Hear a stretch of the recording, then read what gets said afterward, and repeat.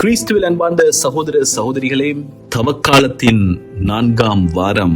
இந்த 4ஆம் வாரம் லவ்தாரே ஞாயிறு, அப்படி என்று சொன்னால் மகிழ்ச்சி ஞாயிறு என்று அழைக்கப்படுகின்ற இந்த நாளுக்கான இறை வார்த்தைகளை தியானிக்க நம் ஆழமாக புரிந்து கொண்டு எங்களுடைய வாழ்க்கையில் அந்த இறை வார்த்தைகள் நல்ல நிலத்தில் விழுந்த விதைகளாக 100 பல மடங்கு பயன் தர வேண்டும் என்று நான் ஆசிக்கின்றேன். அன்பார்ந்தவர்களே, மகிழ்ச்சியை பற்றி சிந்திக்கின்ற இந்த ஞாயிறிலே இந்த நவீன உலகில் மகிழ்ச்சியை திருடுகின்ற 4 காரணிகள் உண்டு. அது 4 சி எழுத்தில் ஆரம்பிக்கிற 4 விடயம். முதலாவது கம்பேரிசன். மற்றவர்களோடு எந்த வேளையிலும் உங்களோட வாழ்க்கையை ஒப்பிட்டு பார்ப்பது மகிழ்ச்சியை திருடும். இரண்டாவது சி காம்படிஷன். நாங்கள் வாழுகிற இந்த உலகத்துல ஏனென்று தெரியாத ஒரு எலி ஓட்டம், எலி வாளை பிடித்துக் கொண்டு இன்னொரு எலி ஓடுவதை போல ஒருவருக்கு பின்னாடி ஒருவராக ஒரு போட்டி உலகிலே நாங்கள் வாழ்ந்து கொண்டிருக்கிறோம். மற்றவரை விட நான் எப்படி முன்னுக்கு வர முடியும் என்று சொல்லி அந்த காம்படிஷன் எங்கள் மகிழ்ச்சியை திருடுகின்ற இரண்டாவது முக்கியமான காரணி. சி எழுத்தில் ஆரம்பிக்கிற 3வது காரணி கிரிட்டிக்கல் ஸ்பிரிட். எதை பார்த்தாலும் குறை கண்டுபிடிக்கிற ஒரு கிரிட்டிக்கல், அதில் இருக்கக்கூடிய நெகட்டிவான விஷயங்களை தேடுகிற ஒரு மனநிலை. இந்த மனநிலை இருக்கும் வரைக்கும் மகிழ்ச்சியை காண முடியாது. 4வது அதோடு சம்பந்தப்பட்ட விடயம் கம்ப்ளைனிங். வாழ்வு எங்களுக்கு பல ஆசீர்வாதங்களை தந்திருக்கிறது, இறைவன் எங்களுக்கு பல ஆசீர்வாதங்களை கொடுத்திருக்கிறார். ஆனால் எந்த வேளையிலும் குறை கண்டுபிடித்து எப்பொழுதும் இல்லை இல்லை என்கின்ற மனநிலையோடு வாழுகின்ற, அதுவும் ஒரு வகையான கிரிட்டிக்கல் ஸ்பிரிட். இந்த 4 விடயங்களையும் பற்றி நாங்கள் சற்று ஆழமாக சிந்திக்க வேண்டும். மகிழ்ச்சியோடு வாழ வேண்டும் என்று சொன்னால் இந்த 4 விடயங்களையும் அகற்ற வேண்டும். சவுல் மன்னன் தன்னுடைய அரசை இழப்பதற்கு இவையும் காரணிகளாக அமைந்தன. தீயவன் எங்கள் மகிழ்ச்சியை திருடுவதற்கு எங்கள் முன்னே விரித்து வைத்திருக்கின்ற முக்கியமான 4 கண்ணி வெடிகள், 4 சுருக்குகள் இவை என்பதை அவதானித்து ஆண்டவருடைய ஆவியால் நிரப்ப நிரப்ப நிரப்ப மகிழ்ச்சி என்னும் தைலத்தால் நீங்கள் அபிஷேகிக்கப்படுவீர்கள். நன்றி உணர்விலே நிரம்புவீர்கள். உங்கள் வாழ்வில் இருக்கின்ற ஆசீர்வாதங்களை நீங்கள் எண்ணத் தொடங்குவீர்கள். உங்கள் வாழ்வை கொண்டாட தொடங்குவீர்கள். மகிழ்ச்சியுள்ள மனிதர்களாக நீங்கள் மாறுவீர்கள். பல தருணங்களில் மகிழ்ச்சி இல்லாத நிலைகள், வறட்சி மிகுந்த நிலைகள், மகிழ்ச்சி எங்கள் வாழ்வை விட்டு தூரச் சென்றிருக்கக்கூடிய நிலைகள் என்று ஏராளம். மகிழ்ச்சியின் ரகசியம் செல்வத்தில் இல்லை, அதிகாரத்தில் இல்லை, மனித உறவுகளில் இல்லை, மாறாக இறைவனுடைய ஆவி எங்களுக்குள் நிலைத்திருந்தால், நீங்கள் எங்கே இருந்தாலும் இறைவனின் ஆவி உங்கள் இதயத்தில் இருந்தால் உங்களுக்குள் அந்த மகிழ்ச்சி இருக்கும் என்று சொல்லி இன்றைய நாளுக்கான வாசகங்கள் எங்களுக்கு தெளிவாக விளக்குகின்றன. என்பவர்களே, இன்றைய நாளின் முதலாவது வாசகம் சாமுவேல் முதல் நூலில் இருந்து 16வது அதிகாரத்தில் இருந்து எடுக்கப்பட்ட வசனங்கள். சிறுவன் தாவீது இறைவனாகிய ஆண்டவரால் தெரிவு செய்யப்பட்டு அரசராக அருள் பொழிவு செய்யப்பட்ட அந்த நிகழ்வை இன்றைய நாளிலே நாங்கள் வாசிக்க கேட்கிறோம். இந்த வாசகத்தை புரிந்து கொள்ள அன்பார்ந்த சகோதர சகோதரிகளே, இஸ்ரேல் மக்களுடைய வரலாற்றை சற்று நாங்கள் பார்த்தோம் என்று சொன்னால், வாக்களிக்கப்பட்ட நாட்டிற்குள்ளே நுழைந்ததும் அப்பொழுது இறைவனாகிய ஆண்டவரே அவர்களுக்கு அரசராக இருந்து அவர்களை வழிநடத்தி வருவதை காண்கிறோம். கால கணக்கீட்டை எடுத்து பார்த்தோம் என்று சொன்னால், வாக்களிக்கப்பட்ட கானான் நாட்டிற்குள்ளே நுழைந்தது முதலாவது அரசராக சவுல் தெரிவு செய்யப்படும் வரை ஏறத்தாழ 350 ஆண்டுகள் நீதி தலைவர்கள், ஜட்ஜஸ் தலைமையின் கீழ் இஸ்ரேல் மக்கள் வழிநடத்தப்பட்டு வருகிறார்கள். சுமார் கிறிஸ்துவுக்கு 1400 1350 ஆண்டளவில் நீதி தலைவர் ஜோஷுவாவின் தலைமையின் கீழ் வாக்களிக்கப்பட்ட நாட்டிற்குள்ளே நுழைகின்றார்கள். அன்றிலிருந்து சுமார் 350 ஆண்டுகளுக்கு பிறகு சவுல் மன்னராக தெரிவு செய்யப்படுகின்றார். இந்த நீண்ட கால இடைவெளியில் இஸ்ரேல் ஒரு மையப்படுத்தப்பட்ட அரசாக இல்லாமல் 12 குலங்களின் கூட்டமைப்பாக இருந்தது. இவருக்கு மன்னர் தேவைப்பட்டமைக்கான அரசியல் காரணங்கள் என்னவென்று சொன்னால், அக்காலத்திலே மற்ற நாடுகளிலே அரசர்கள் அவர்களை வழிநடத்துவதை இஸ்ரேல் மக்கள் கண்டார்கள்.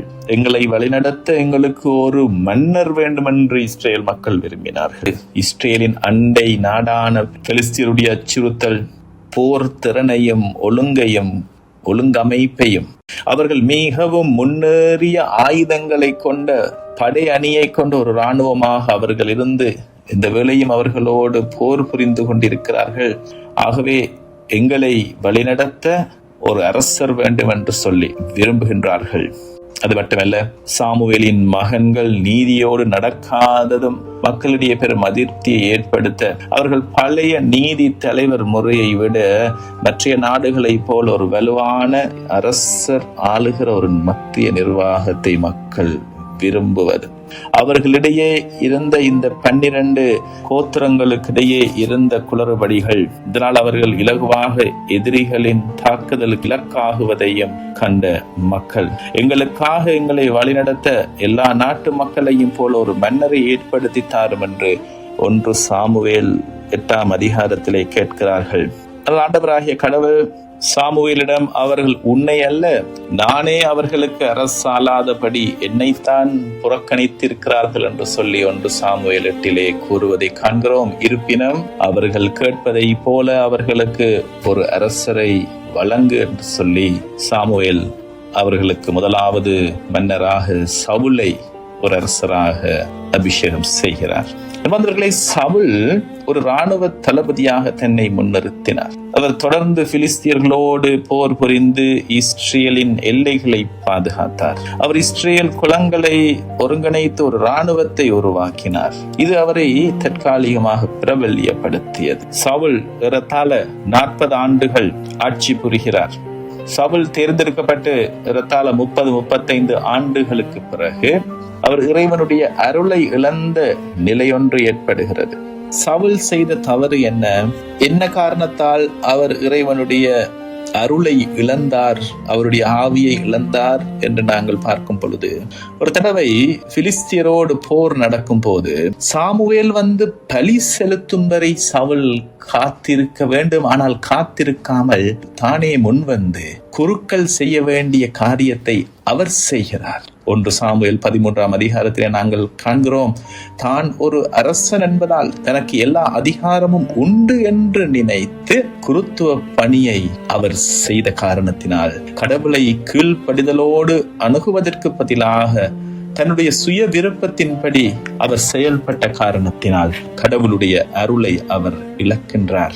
அமலேக்கியரை அழிக்கும்படி கடவுள் சொன்ன பொழுதும் மறுபடியும் அவர் கீழ்ப்படியாமல் பொருளாசையும் பிரபல்யம் பெற வேண்டும் என்கின்ற ஆர்வத்திலும் சவுல் மன்னன் சிறந்த ஆடு மாடுகளை காப்பாற்றி அமலேக்கியருடைய அரசனாக இருந்த ஆகாகை உயிரோடு வைத்திருந்தமை மக்கள் ஆசைப்பட்டார்கள் என்று சாக்கு போக்கு சொல்லி அவர் இறைவனுக்கு கீழ்ப்படிவதை விட மக்களினுடைய விருப்பிற்கு முதலிடம் கொடுத்தமை இறைவனுடைய பார்வையில் கீழ்ப்படியாமை என்பது இப்பொழுது மிகப்பெரிய பாவமாக, ஆதாம் செய்த அதே பாவத்தை, கீழ்ப்படியாமையின் பாவத்தை சவுலும் புரிந்த அந்த காரணத்தால் இறைவனுடைய அருளை உடனிருப்பை இழந்து போகிறார்.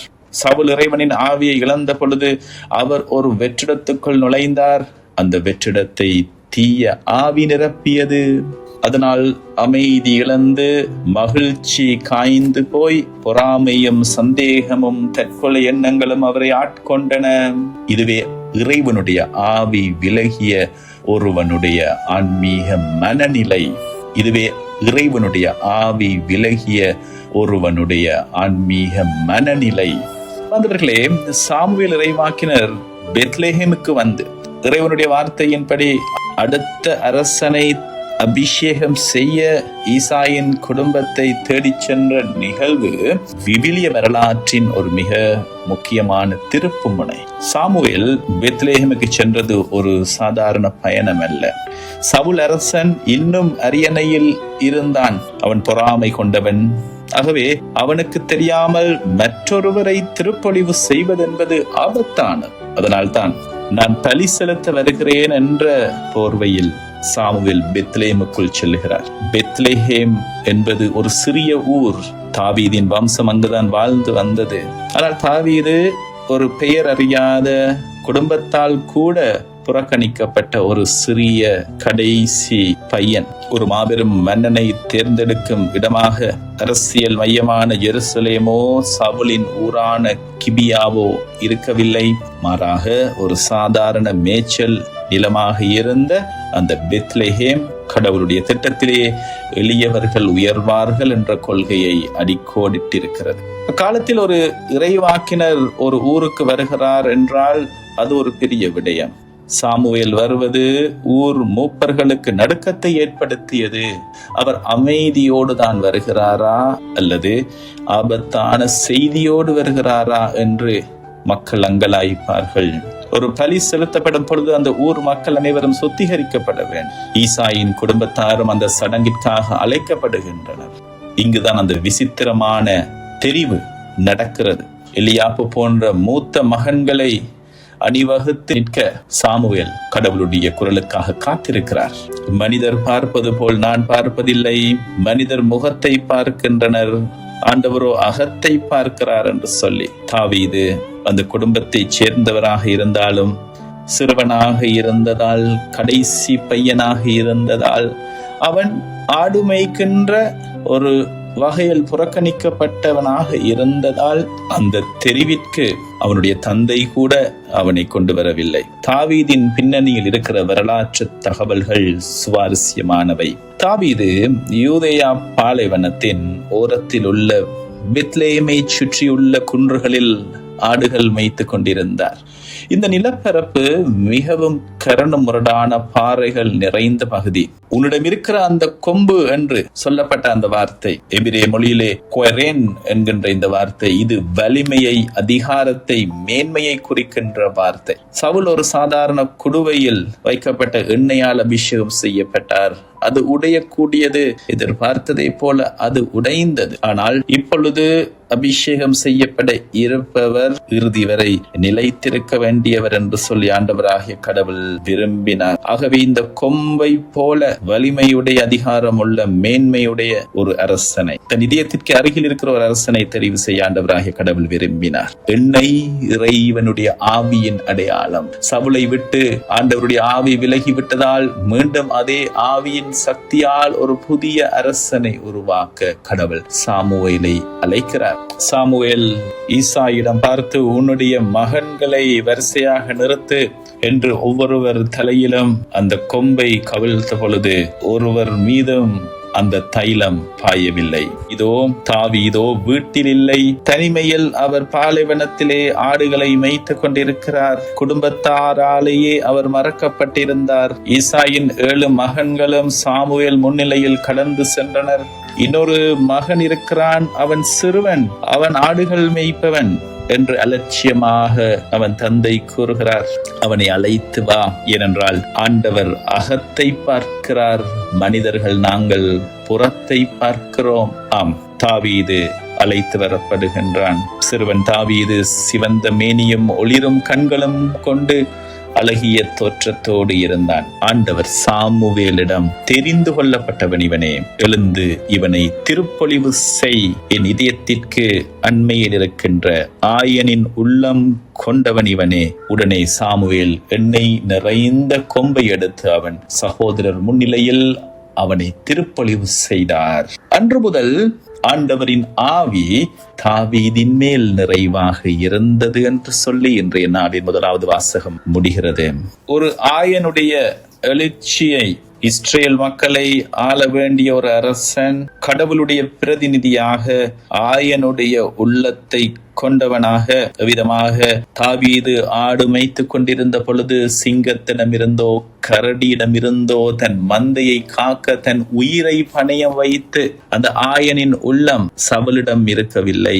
ஒரு மன்னனுக்கு ஆயனின் இதயம் என்பது மாபெரும் வரம். இஸ்ரேல் மக்களின் வாழ்வியலில் ஆயன் என்பது மிக முக்கியத்துவம் பெற்றது. பண்டைய இஸ்ரேல் சமூகம் அடிப்படையில் ஒரு நாடோடி அல்லது அரை நாடோடி சமூகமாகும். அவர்கள் விவசாயத்தை விட கால்நடை வளர்ப்பையே முதன்மையாக கொண்டிருந்தார். அவர்களே ஆயன் என்கின்ற இந்த வார்த்தை எபிரேய சொல் ரா என்று அந்த மூலச் சொல்லில் இருந்து வருகின்ற வார்த்தை. இதனுடைய நேரடி பொருள் மெய்த்தல் என்பதாக. அதனுடைய ஆழமான பொருள் உணவளித்தல் அல்லது துணையாக இருத்தல் என்பதாக. இந்த சொல் நண்பர் ரேயா என்கின்ற சொல்லோடு மிக நெருங்கிய தொடர்புடையது. அப்படின்னு சொன்னால் விவிலிய பார்வையிலே ஆயன் என்பவர் ஆடுகளை மேலிருந்து அதிகாரத்தோடு ஆள்பவர் அல்ல, மாறாக அவற்றுடன் நண்பனாக தோழனாக வழிநடத்துபவர். கடவுள் தாவீதை ஒரு ஆயனாக தெரிந்தெடுத்த பொழுது அவர் தம் மக்களோடு ஒரு தோழமை உணர்வோடு இருக்க வேண்டும் என்று விரும்பினார். ஒரு ஆயன், ஒரு பாதுகாவலன். அன்றைய காலகட்டத்தில் ஆடு மேய்ப்பது என்பது ஒரு மென்மையான வேலை அல்ல, அது மிகவும் ஆபத்தானது. வன விலங்குகள், கொடிய விலங்குகள், கொள்ளையர்களிடமிருந்து ஆடுகளை காக்க ஒரு ஆயன் எப்பொழுதும் விழிப்புடன் இருக்கு. தன்னலம் மற்றவனாக இருக்க வேண்டும். ஆடுகளுக்கு வேண்டிய உணவு எங்கே கிடைக்கும், தண்ணீர் எங்கே இருக்கும் என்பது ஆயனுக்கு மட்டுமே தெரியும். ஆடுகளின் தேவைகளுக்காக தன் தூக்கத்தையும் ஓய்வையும் தியாகம் செய்பவன் ஆயன். பல வேளைகளில் தனிமையிலும் தியாகத்திலும் நிறைந்தவனாக ஆயனிரும். மேய்ச்சல் நிலங்களில் கழியும் நீண்ட நேரத்தின் தனிமை, அந்த நீண்ட நேரத்திலே அது தனிமையான நேரமாக இருந்தாலும் தாவீது இயற்கையில் கலந்திருக்கிற இறைவனோடும் இதயத்திற்கு நெருக்கமானவராக இருந்தார் என்று விவிலியம் சொல்லுகிறது. திருப்பாடல்களை இயற்றி பாடிய அந்த அற்புதமான அந்த உள்ளம் தாவீதுக்கு இருந்தது. ஆகவே இறைவன் ஏன் இந்த பின்புலத்தை தேர்ந்தெடுத்தார் என்பது நமக்கு தெளிவாகிறது. சவுல் மன்னன் ஒரு படை வீரர் என்கின்ற மனநிலையிலே செயல்பட்டார். ஆனால் கடவுள் விரும்புகின்ற மன்னன், மக்களை ஆள்பவன், ஒரு ஆயனை போல இருக்க வேண்டும் என்று கடவுள் விரும்பினார். அவரை தேடினார். ஒரு மன்னன் மக்களை ஆள்பவன் அல்ல, மாறாக ஒரு ஆயனை போல மக்களை வழிநடத்துபவன். மன்னன் அதிகாரத்தை பயன்படுத்துவான், ஆனால் ஆயன் தன் அன்பை பயன்படுத்துவான். மந்தையில் 100 ஆடுகள் இருந்தாலும் காயப்பட்ட ஒரு ஆட்டை தூக்கி சுமக்கும் குணம் ஆயனுக்கு உண்டு. ஒரு நல்ல தலைவனுக்கு பலவீனமானவர்கள் மீதான அக்கறை அவசியம். அந்த அக்கறையை உணர்த்த கடவுள் தாவீதை தேர்ந்தெடுத்தார். தாவீது கொடுக்கப்பட்ட இந்த ஆயன் அடையாளம் நம் ஆண்டவர் இயேசு கிறிஸ்துவில் முழுமை அடைகிறது. நானே நல்ல ஆயன் என்று சொல்லி யோவான் நற்செய்தி 10ஆம் அதிகாரத்திலே ஆண்டவர் தன்னை அழைத்து கொண்டார். நாமும் பல நேரங்கள்ல எங்களுடைய வாழ்வின் நிலைகளிலே பொறுப்புகளை வகிக்கும் பொழுது தலைவர்களை போல, நிர்வாகிகளை போல மாற எத்தனிப்போம். ஆனால் கடவுள் நம்மிடம் எதிர்பார்ப்பது ஒரு ஆயனின் இதயத்தை.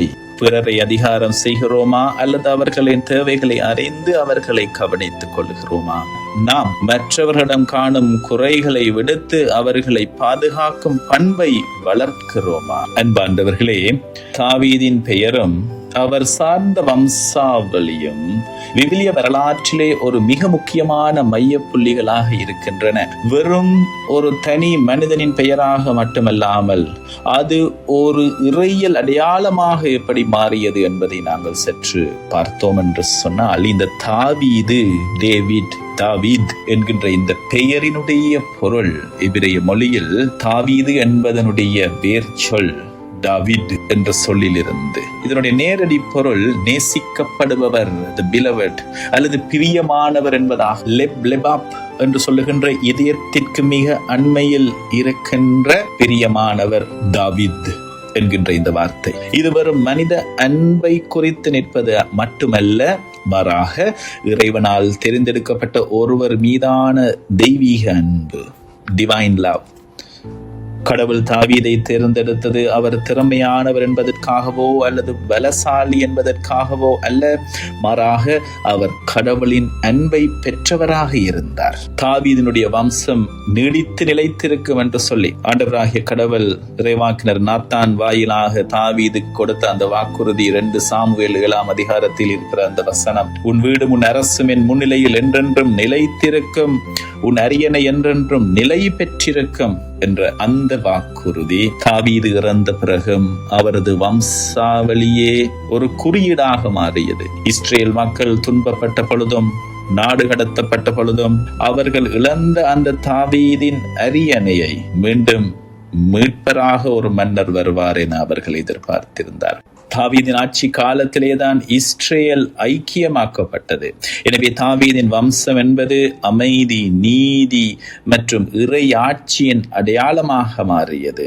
விவிலிய வரலாற்றிலே மெஸ்ஸியா என்று அபிஷேகம் செய்யப்பட்டவர் என்பவர் தாவீதின் வம்சத்திலிருந்து வருவார் என்பது இறை வாக்கினருடைய மிக முக்கியமான வாக்குறுதியாக இருந்தது.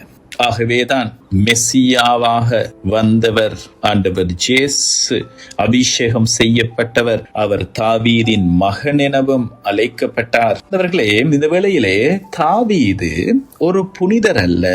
அவர் பல பாவங்கள் செய்தார். ஆனால் சவுலை போலல்லாமல், தன்னை நியாயப்படுத்தாமல், தன் தவறை உணர்ந்த அந்த தருணத்திலே அவர் கீழே விழுந்து இறைவனுடைய இரக்கத்தை வேண்டினார். தாவீது பெத்ஷெபா விவகாரத்தில் விபச்சாரம், கொலை என்று பெரும் பாவம் செய்த பொழுதும் அவர் சவுலை போல் தப்பித்து செல்லவோ மற்றவர்களை குறை சொல்லவோ இல்லை. அவர் உணர்ந்த அந்த தருணமே, அரியணையை இழப்பதிலும் காட்டிலும் தூய ஆவியை இழப்பது மிகப்பெரிய தண்டனை என்று திருப்பாடல்கள் 51 தாவீதினுடைய அழுகையை, கதறலை நாங்கள் காண்கிறோம். முன்னிலையில் இருந்து என்னை தள்ளி விடாதேயும், உமது தூய ஆவியை என்னிடமிருந்து எடுத்து விடாதேயும் என்று தாவீது பாடுவது ஏன் என்று சொன்னால், தாவீதுக்கு தெரியும், தனக்கு இருக்கும் பலமும் தலைமைத்துவமும் ஆயனாக இருக்கும் குணமும் அந்த திருப்பொழிவு மூலமே எனக்கு கிடைத்தன. தன்னிடமிருந்து ஆண்டவருடைய ஆவி விலகிவிட்டால் அவர் வெறும் சாதாரண பலவீனமான மனிதனாக மாறிவிடுவார். சவுல் அனுபவித்த அந்த வேதனையை ஆண்டவருடைய ஆவி, என்னுடைய அபிஷேகம் அவருடைய இதயத்தில் இருந்து எடுக்கப்பட்ட பொழுது சவுல் அனுபவித்த சொல்லொன்னா துயரத்தை, இதயம் வறண்டு போன நிலைகளை தாவீது நேரடியாக கண்டிருந்தார். ஆகவே தான் அந்த தருணமே தரையில் விழுந்து நோன்பிறந்து இறைவனுடைய இரக்கத்தை வேண்டினார். உம்முடைய திரு சமூகத்திலிருந்து உம்முடைய தூய ஆவியினிடமிருந்து எடுத்து விடாதையும், உம்முடைய திரு சமூகத்திலிருந்து என்னை விரட்டி விடாதையும் என்று சொல்லி தொடர்ந்து பாடிக்கொண்டிருந்தார். தூய ஆவி உங்கள் மீது இருக்கும் பொழுது நீங்கள் உலகத்தின் சவால்களை பார்த்து பயப்பட தேவையில்லை. அந்த ஆவி உங்களுக்கு தெளிவான பார்வையை தருகிறார். தாவீதின் ரகசியம் ஆண்டவரோடு அவருக்கு இருந்த அந்த உறவு. செல்வமோ, அதிகாரமோ, மனிதர்களுடைய ஆதரவோ, இது அனைத்தையும் விட மிக மிக முக்கியமானது கடவுளினுடைய ஆவியினுடைய பிரசன்னம். கடவுளுடைய ஆவி உங்களுக்கு நிலைத்திருக்கும் பொழுது, நீங்கள் எங்கே இருந்தாலும் இறைவனின் ஆவி உங்கள் இதயத்தில் இருக்கும் பொழுது உங்கள் வாழ்விலே மகிழ்ச்சி இருக்கும், உங்கள் வாழ்விலே அமைதி இருக்கும், உங்கள் வாழ்விலே தெளிவு இருக்கும், உங்கள் வாழ்விலே ஆசீர்வாதம் எப்பொழுதும் இருக்கும்.